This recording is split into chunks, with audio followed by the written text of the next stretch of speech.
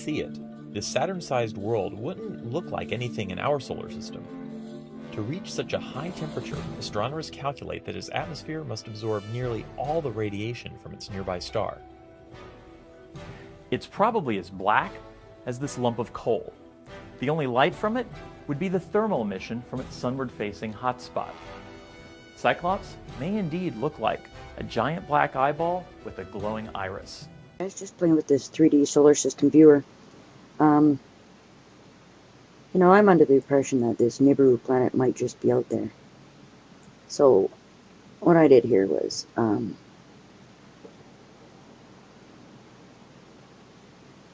just trying to figure out where it's coming from.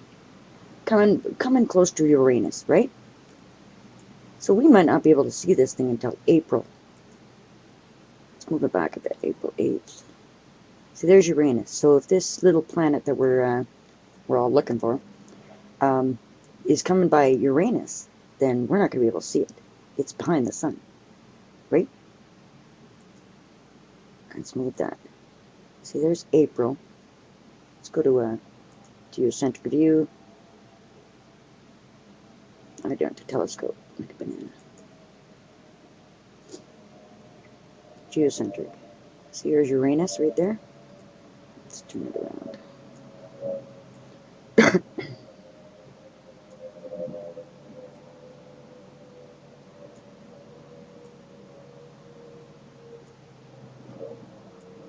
A little bit of a lag here.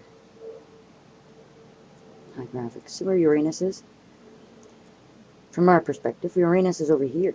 So that sun's really bright. We might not be able to see her until late April. We should definitely be able to see it, well, by the end of April, right? Beginning of May. So I think we should all start looking. Well, don't stop looking, but we should all start really looking beginning of May. If she's out there, we should probably see her by May, right? Of course, you know, chemtrails and freaking clouding us out. Disinformation and hiding truth, and it's, you know, what are you hiding? Why? Won't we all eventually know? I guess preparing for it. We don't want too many people to survive, right? Because, you know, we do have the Georgia Guidestones say only about 500 million people should be here. Never wrote that. Some of the theorists say that Planet X is a planet, whereas others say that Planet X is really a star. And on Nibiru, a number of people claim that Nibiru is a planet,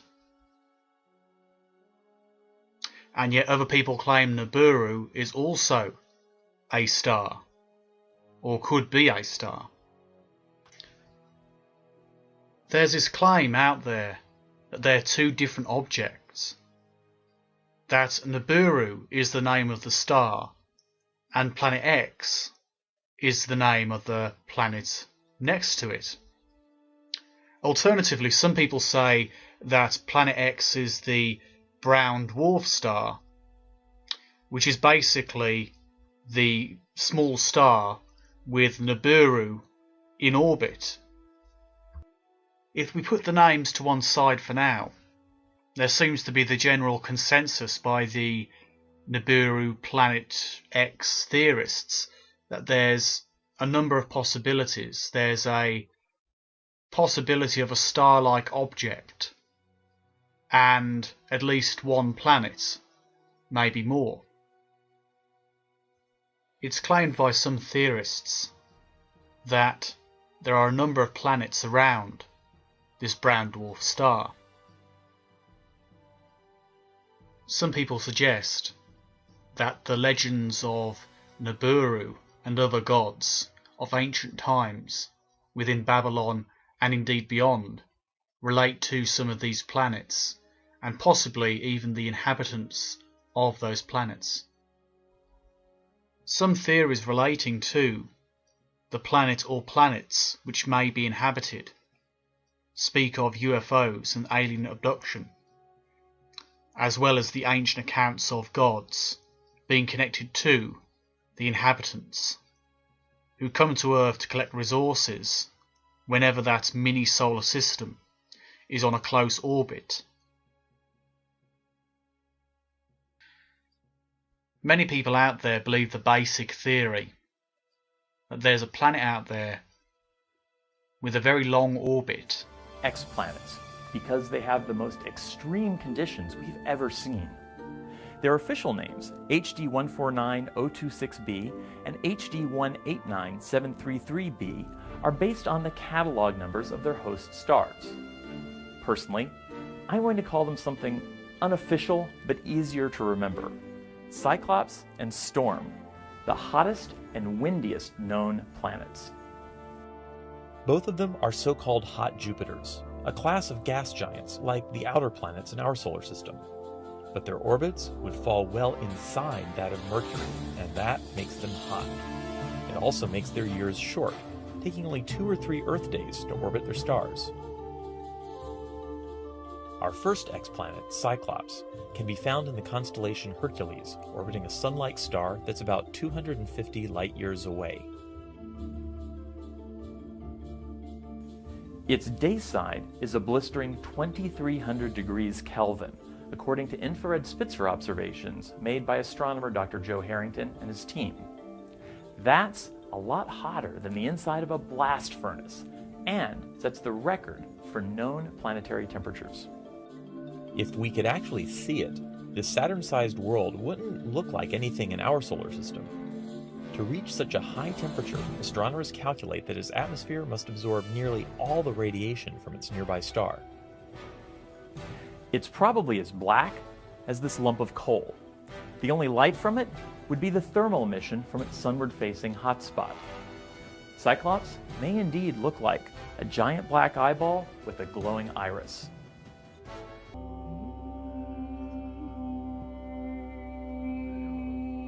The Lowell Observatory was established in 1894 in Flagstaff, Arizona, by Percival Lawrence Lowell, an independent businessman, mathematician, and astronomer. One reason Lowell founded the observatory was to study the planet Mars and its canals. The other was the search for other objects of interest in our solar system, most particularly Neptune's perturber, Planet X, a fact that revisionist historians downplay or paint over. Yet it was Lowell's intention to find the mysterious Planet X that led to the discovery of Pluto.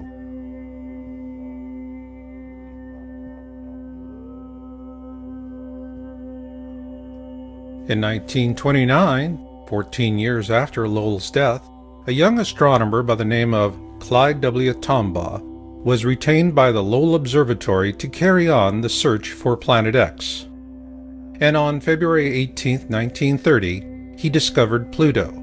At the time, astronomers believed he had found Planet X, Neptune's perturber. Consequently, the topic of Planet X languished for some time after Tombaugh's discovery. However, after the discovery of Pluto's moon Charon in 1978, it was determined that Pluto lacked the mass to be Neptune's perturber, as it is only about 60% the size of our own moon. So with that, the search for Planet X was once again afoot.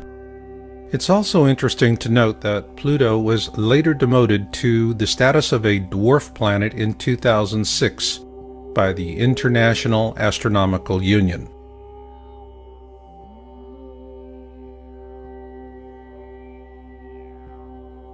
In 1950, Immanuel Velikovsky published Worlds in Collision, and he was viciously attacked by mainstream science, even though he corresponded frequently with Albert Einstein. What generated this medieval response from modern science is that Velikovsky used ancient accounts to question the Darwinian notion of evolution with evidence of periodic cataclysms caused by large objects flying through the core of our solar system.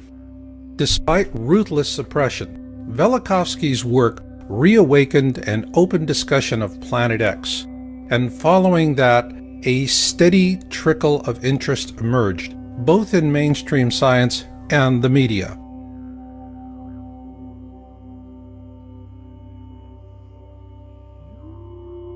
On March 3, 1972, NASA launched the Pioneer 10 spacecraft to explore the outer planets.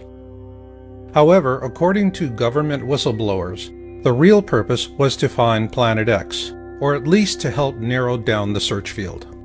An interesting aspect of Pioneer 10 is that it also carried a small gold anodized aluminum plaque designed by astronomer Carl Sagan, should the spacecraft be found by extraterrestrials. At present, communication with the Pioneer 10 spacecraft is no longer possible.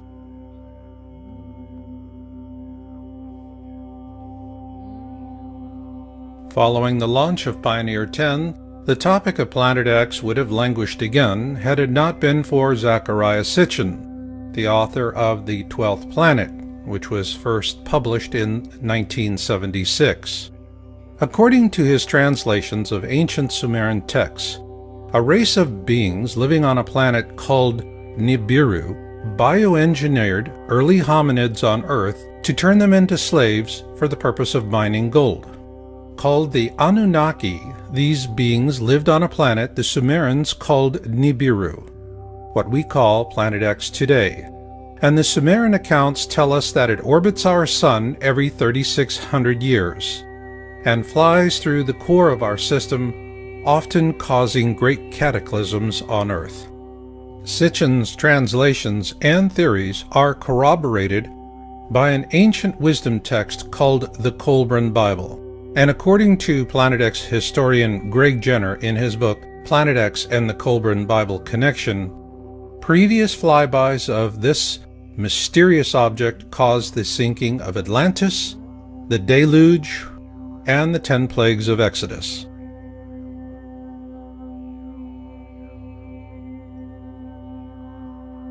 Although Sitchin was continuously mocked and attacked by fundamentalists, our government took his work seriously, and on January 25, 1983, NASA launched the Infrared Astronomical Satellite, IRAS. Its mission was to map the sky using infrared. According to NASA, IRAS was unable to complete its mission due to a failure in its supercooling system, and much of the data collected from the probe was classified and has never been disclosed. Several government whistleblowers say that this was a cover-up because NASA shut down IRAS after it imaged Planet X. Their accounts parallel an article published by the New York Times on January 30, 1983, shortly after the IRAS launch. Evidence assembled in recent years has led several groups of astronomers to renew the search for the 10th planet. They are devoting more time to visual observations with the 200-inch telescope at Mount Palomar in California. They are tracking 2 Pioneer spacecraft, now approaching the orbit of distant Pluto, to see if variations in their trajectories provide clues to the source of the mysterious force. And they are hoping that a satellite-borne telescope launched last week will detect heat signatures from the planet, or whatever it is out there.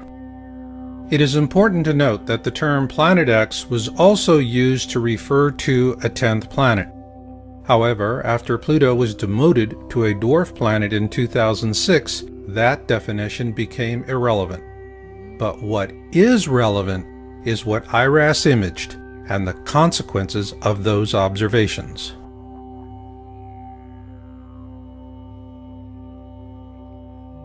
In a Victoria Advocate article published on June 14, 1988, NASA astronomer Dr. John D. Anderson was quoted as saying that telemetry from the Pioneer 10 spacecraft indicated the existence of Planet X. Also note that this article was sourced from Google News and was featured in Yowza.com's March 2012 article titled The Planet X Cover-Up in the Mainstream Media. Following publication of our article, The entire June 14, 1988 edition was deleted from the Google News site. However, a complete copy is available for Yowza.com subscribers. But what is relevant here is that Anderson is a NASA astronomer with one heck of a resume, and what he said in that 1988 news article was powerful. In that article, he said, "We have a 90 to 99% confidence that Uranus and Neptune are being disturbed, and by one candidate for that is a single Planet X."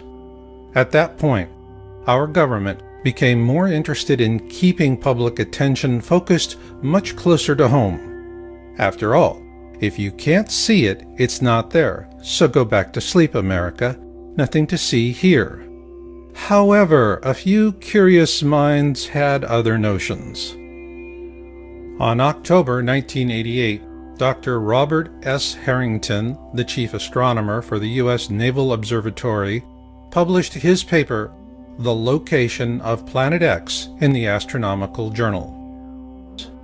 In an August 30th, 1990 television interview with Zecharia Sitchin, Harrington also said that Pluto had been a satellite of Neptune, but it was dislodged by Planet X, which he believed could possibly sustain some form of life. He also showed Sitchin a diagram he had created approximating the location of Planet X. Following that interview, Harrington commissioned the construction of a special telescope for a Planet X photographic sky survey in 1991, which was completed at the Black Birch Observatory in New Zealand. The New Zealand observations were performed using Harrington's calculations, and the results were sent to NASA. However, those films vanished and have never been seen again, which leaves us with a big question. Did Harrington actually find Planet X, Neptune's perturber?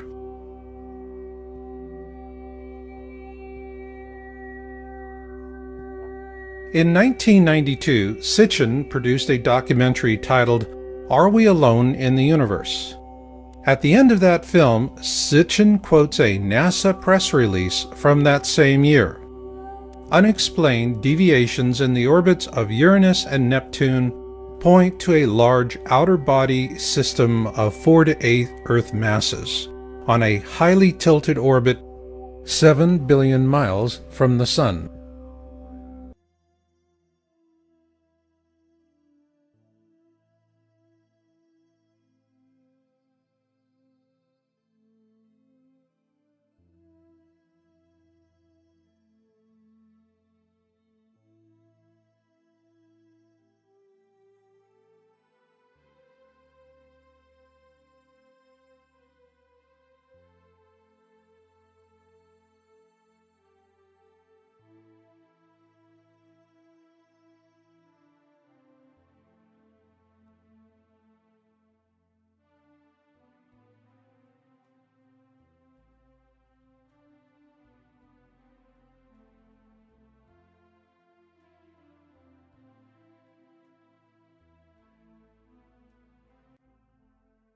I mean, if we discovered that space aliens were planning to attack, and we needed a massive buildup to counter the space alien threat, and really inflation and budget deficits took secondary place to that, this slump would be over in 18 months.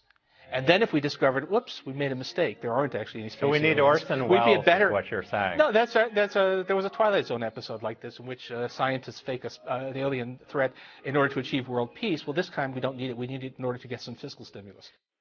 You to vote on the news, and here's the winner. There's a huge, hidden, heavenly body right here in our solar system. Evidence is mounting that either a brown dwarf star or a gas giant planet is lurking at the outermost reaches of our solar system, far beyond the planet Pluto. According to the British newspaper The Independent, the object is 4 times the size of Jupiter. Experts say the presence of such a massive object could explain why a barrage of comets has been coming from that direction.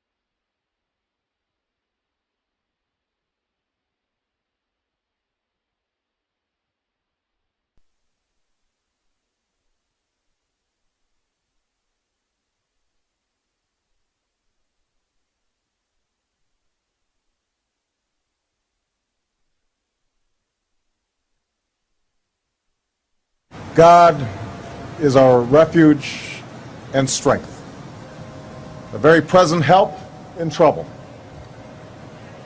Therefore, we will not fear, even though the earth be removed, and though the mountains be carried into the midst of the sea, though its waters roar and be troubled, though the mountains shake with its swelling. There is a river whose streams shall make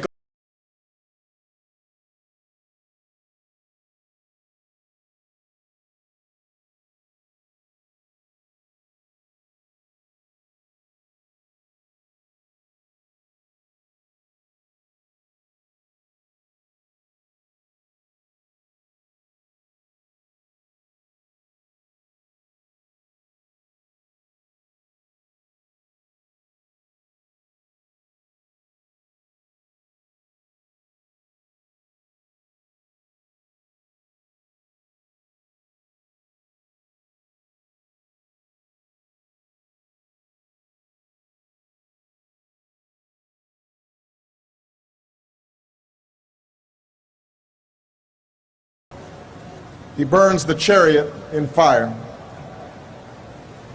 Be still and know that I am God.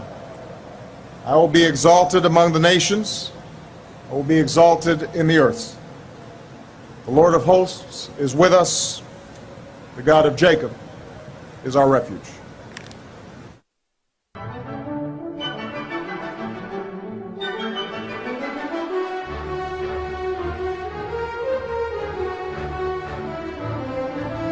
You're on the air. You're talking to Crew 14, and I thought I might give the listeners an eyewitness account of what was seen.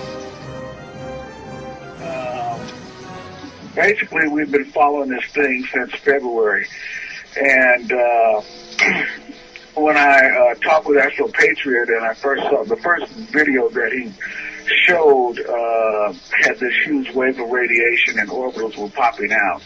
And I didn't really want to believe it, so I went and bought a scope, a Meade LX200 8-inch scope. And it took me basically until May to get it up and running and figure it out. We still didn't quite have the kinks of the camera part out, but we were able to get some viewing.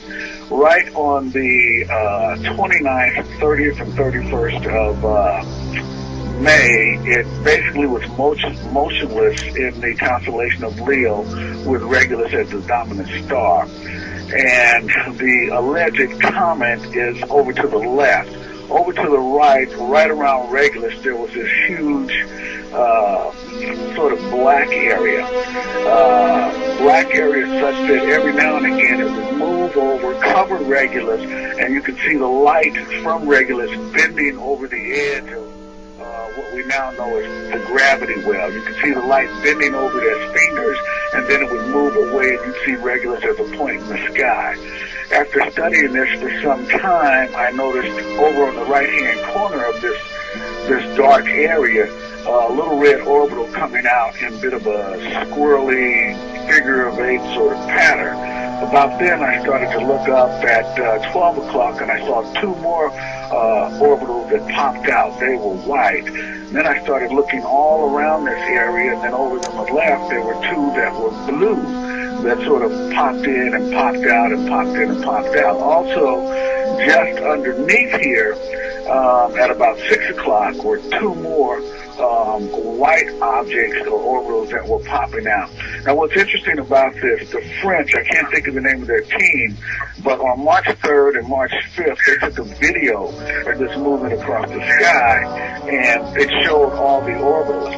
After that, they only showed pictures of the single solitary comet. They didn't show any more time-lapse films. All they did was point to the one area was a comet, and what you really wanted to see was over to the right of that. They didn't take any more pictures of that. I'm sure they saw it. They just didn't take any more pictures. In any event, it scared me so bad that night on the 29th, I immediately called I immediately spoke with Carol and one of the other members of our group. And actually, I had to, not to mention it or anything at that point. I was actually frightened. So the next night, which was the 30th, on a Sunday, I thought, well, I don't believe what I saw. It's not real. I'm going to just forget it. I'll just take a look again. And it was still motionless, and unfortunately, it was still there. The orbitals were still there. The popping out was going on. And this, I became even more frightened.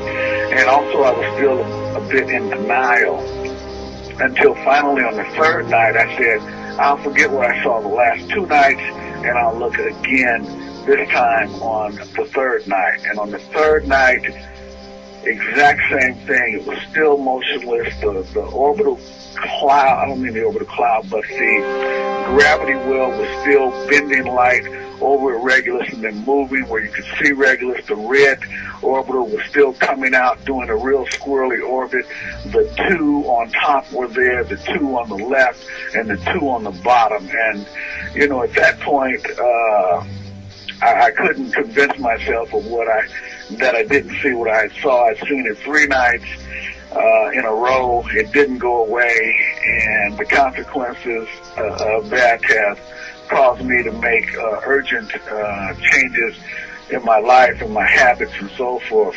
By trade, I'm a physician / amateur astronomer / archaeologist and a number of other things, but my main occupation is a physician. I have my own practice, etc. And I've been doing this for 25 years, so I didn't start yesterday. It still makes me tremble to think about what I saw. And then, as time has passed on, we're getting more evidence. More volcanoes are going off, more earthquakes. A 6.7 near the east coast of Japan. They say it's in the sea, and it says it's near the east coast. That's bad enough. But the earthquakes have picked up, the volcanism has picked up, and the weather modification and changes we're having, and we're getting to a point.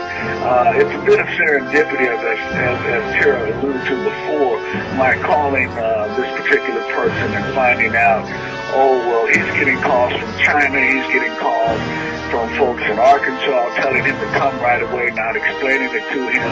And I just happened to call because I sent him an email, and I said, hey, I really don't need these. It's not the money, I'll buy something else. And then he got curious, well, you're in Missouri, he said. And I said, yeah. And he said, well, what do you need with, Arctic sleeping bags? And that's when I told him about Ellie, and then it sort of, I guess he had an epiphany, it clicked as to why the Chinese were urging him to bring his entire family, but not telling him why. Same thing with the group in Arkansas, telling him to come, and they'd given him basically a 3-week window.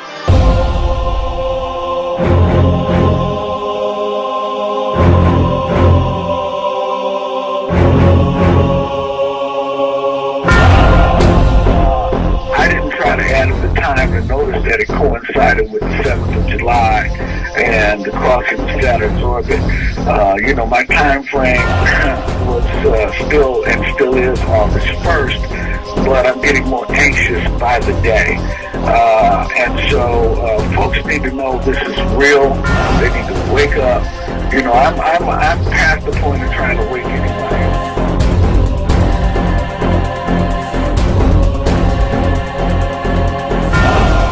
Mexico, at the Paiute Indians, the cliff dwellers, and the problem with them is the elevation is too high. You don't want to be that high.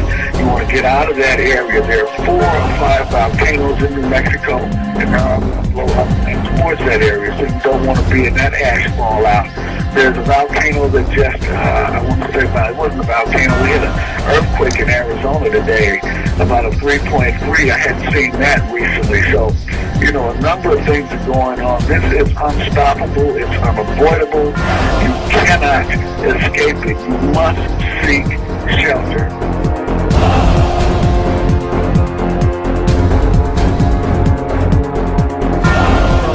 Really quickly and then continue from the chat room. Wants to know if you're talking about Planet X or Elenin, and I don't think I've never thought Elenin is Planet X. Terrell's pretty stuck on that, but I think Elenin, as a result of it, it's a comet that's been kicked in. Elenin is extinction level event, Nibiru is near. Right. Does that explain it?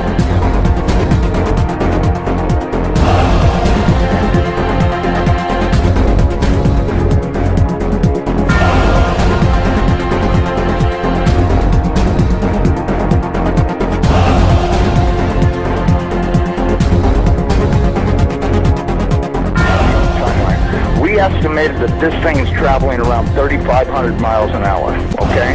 Okay. That was our estimate of its speed. Now, it has been picking up speed, and that's the reason why we think it's going to arrive early, because when it comes around the backside of the sun, it's got to double that speed in order to attain breakaway speed to leave the sun and not wind up orbiting it. It's never orbited the sun in the past that we know of, so that means that it's going to have to attain breakaway speed to head back out into space. Now, you look at the NASA videos, photos, and all this other crap those morons put on the internet. This thing is coming in. It's going to, as soon as it goes around the top of the sun, it's going to go back out into space. Right. And it's going to do this really fast. When it goes past us, it's going to go past us so fast that we'll almost have no time to get ready. That's my opinion, but, you know, just drawing it out on paper a few times and thinking about it, and I went, you know, if this thing picks up enough speed to make breakaway speed, then that means it's going to come past us. You know, this thing, according to what I was told, is that this thing is approximately 47,000 miles in diameter, you know, 4 or 5 times the size of the Earth, and it'll come past us, and we won't have a lot of warning, and we won't get to see it in the sky until it's on us. I think the NASA timeline is completely off. I think this thing's going to arrive much earlier than they say it is. You know, I know they're saying October, but, you know, if you look at the, you know, now, I was told that the poles are not shifting at 42 miles a year. They're shifting at 42 miles a day. And the reason is because this planet is rolling over to face this thing. Now, when it goes by, it's not going to push our North Pole away. It's going to grab our southern pole with its northern pole, and it's going to be like somebody kicked this planet in the ass. That earthquake that it talks about in Revelations, when the opening of the sixth seal comes, from what I've been told, that's very accurate, because that's exactly what's going to happen. There's going to be a massive earthquake when it locks onto us. As it goes past us, we're going to follow it right upside down.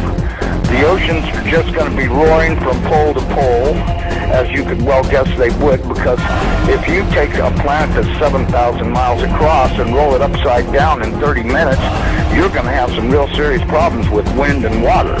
We should be preparing to expect this thing to show up anytime. That's what's going to happen. Hopefully nothing in this mess will hit us, even though it does say it will in the Bible. Leastwise it does in my Bible. It says we can expect all kinds of problems. We were looking at asteroids right close to this thing. There's asteroids that are floating around right near the, that are orbiting the main sun itself. These things appear to be about 500 miles across. And as you go back into the tail, you get into meteorites that go back for millions of miles in the tail. This thing looks like a giant red teardrop-shaped dust cloud. And you can see, once if you're able to see it up close like we did, you can see every speck out there. I guarantee you there's trillions of meteorites falling.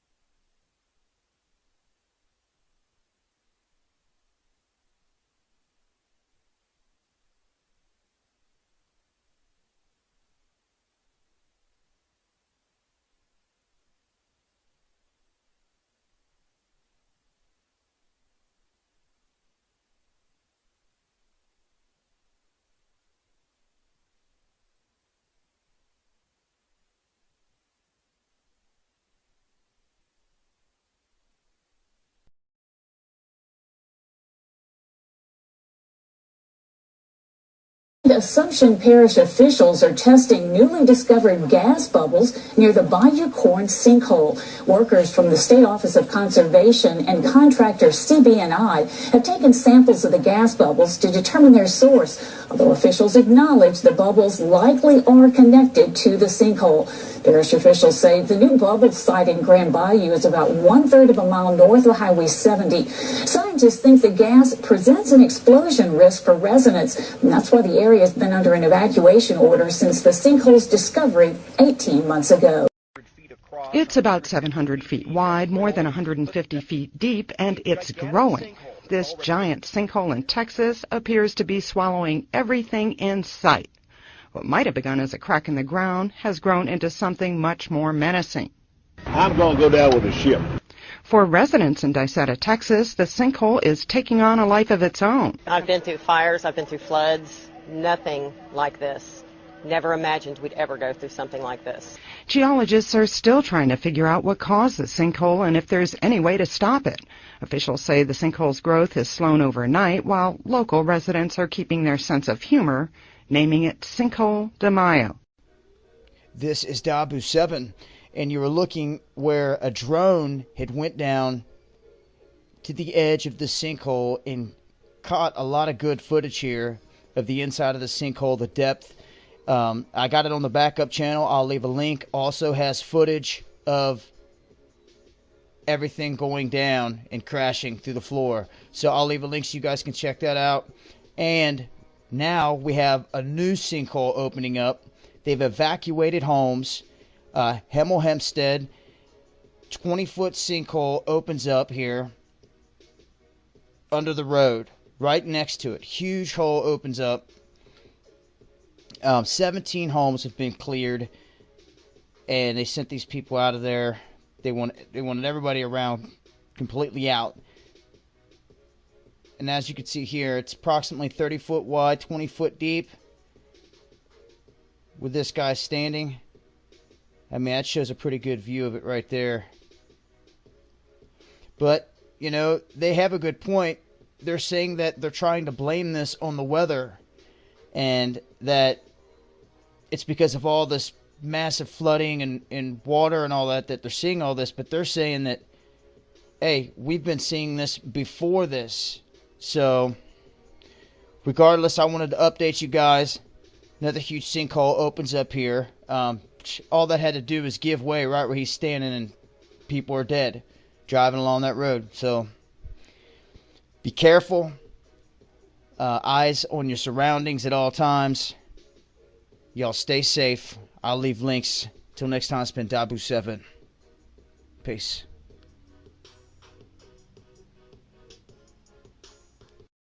The most powerful earthquakes in the history of the United States happened along the New Madrid Fault in 1811 and 1812.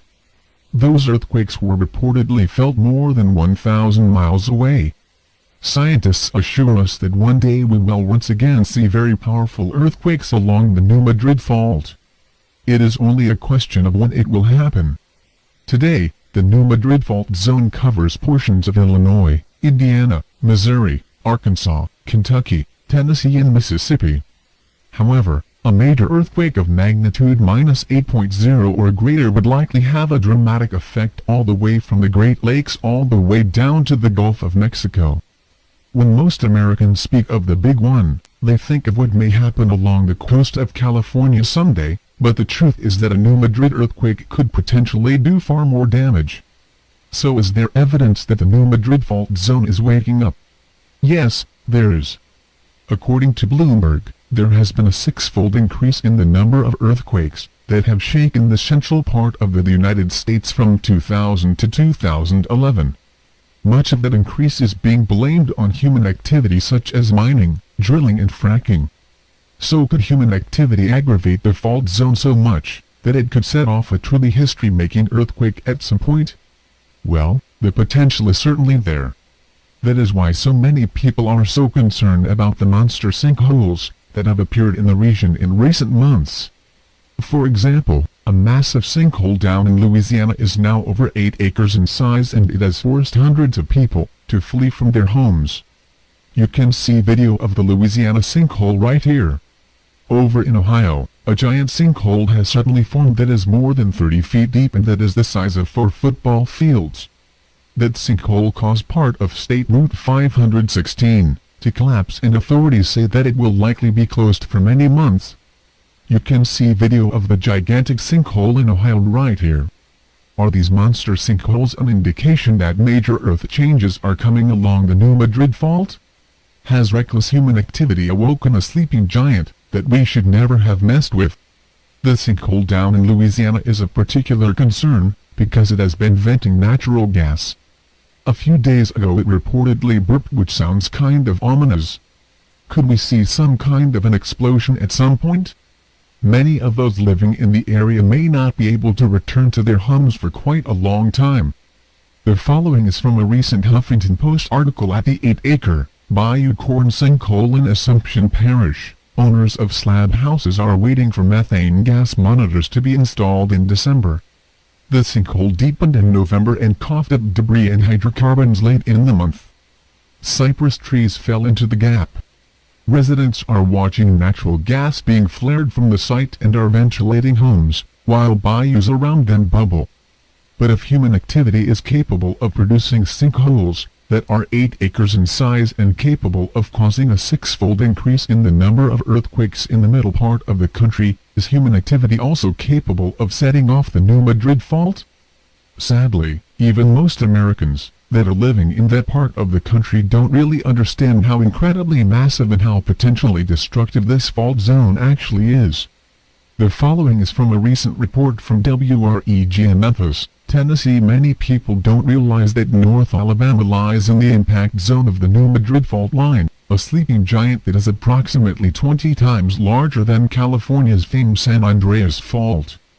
The biggest earthquake in the United States history happened in the New Madrid seismic zone in 1812, and in just the last few weeks, activity along the fault line is starting to heat up.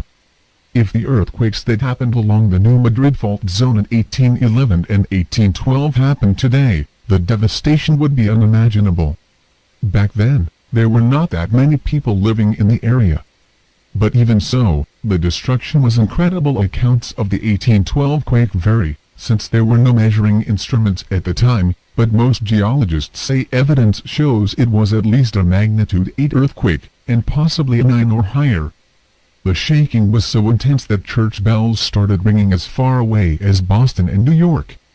Chimneys toppled from the deep south to Canada, and President James Madison was awoken by the violent shaking as he slept in the White House. Eyewitnesses said it even caused the Mississippi River to flow backwards for a time. Unfortunately, there are now indications that the fault zone is becoming more active, as a recent Examiner article explained Tuesday evening. 2 shallow earthquakes, although small, were felt in Mount Carmel, as well as 5 miles outside Edmond, Oklahoma. Illinois had the largest at 3.6 magnitude, leaving Oklahoma with a smaller 2.9 magnitude quake, as reported by the USGS. The fact that both of these quakes were shallow and follow on the heels of Kentucky's 4.3 just 10 days ago makes the questions begin to fly. Is the New Madrid waking up? Is it gearing up for the big one? When Key experienced a 4.3 2 weeks ago, it was felt across 10 to 12 states. Although it didn't knock runners off their feet, it did alarm many. Knoxville was among the cities that felt the quake. The shaking was not minor in many areas, and it scared people, as walls shook and many began to pray. This is something that I have written about previously, and we all need to keep our eyes open for more reports about earthquakes in the middle part of the country. When the big one does finally hit the New Madrid Fault zone, it will be one of the biggest news stories ever. We are talking about a catastrophe that would be so immense that it would be hard to imagine. According to ABC News, a study by the Mid-America Earthquake Center found that in the event of a major earthquake along the New Madrid Fault, nearly 750,000 buildings would be damaged, 3,000 bridges would potentially collapse, 400,000 breaks and leaks to local pipelines, and $300 billion in direct damage and $600 billion in indirect losses would occur. You can read much more about the New Madrid Fault right here. All of this is even more frightening when you consider that there are 15 nuclear reactors along the New Madrid fault zone. In the event that the big one strikes, we could be looking at Fukushima times 15. We have been blessed to have avoided a major earthquake like that for so long in the middle part of the country, but there is no guarantee that the New Madrid fault zone will always be stable, especially considering how much it is being aggravated by man-made activity. There are even some that believe that eventually we will see an earthquake of magnitude -9.0 or higher along the New Madrid fault. Such an earthquake could literally change the face of the entire continent.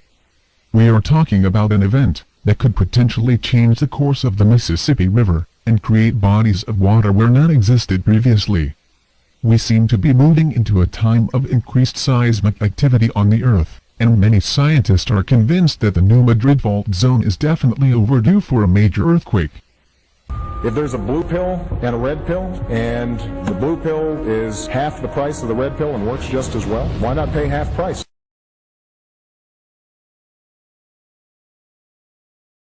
Massive sinkhole in Bayou Corn are inches away from seeping into the freshwater bayou.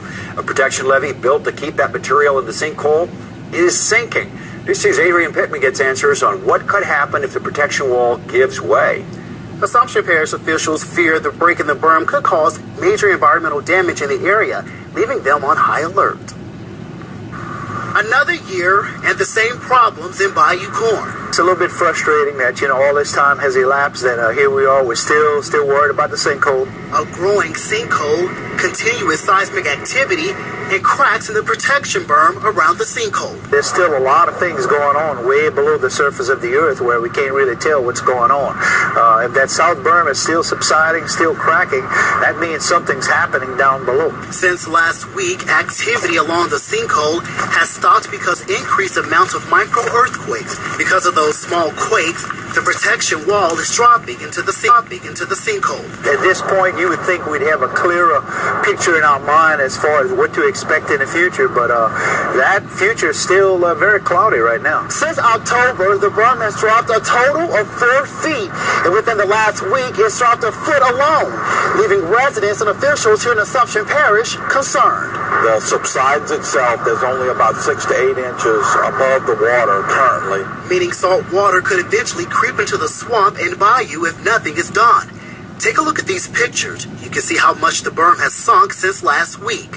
environmental risk to vegetation, trees, possibly fish and so forth, and try to avoid that, and that's what the containment is for. But residents will remain hopeful in 2014. We hope for the best. We hope we can bring some conclusion to this, but I really think the sinkhole itself, we're going to be dealing with that, I think, for years to come.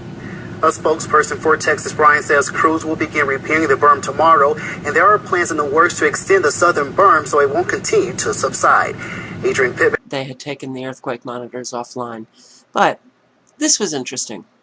Human rights defender Senator Fred Mills believes that it appears Assumption Parish Salt Dome sinkhole is becoming another ongoing man-made Lake Peigneur catastrophe, a government-supported oil and gas industry genocide through poisoned water, according to his interview Sunday by Deborah Dupre.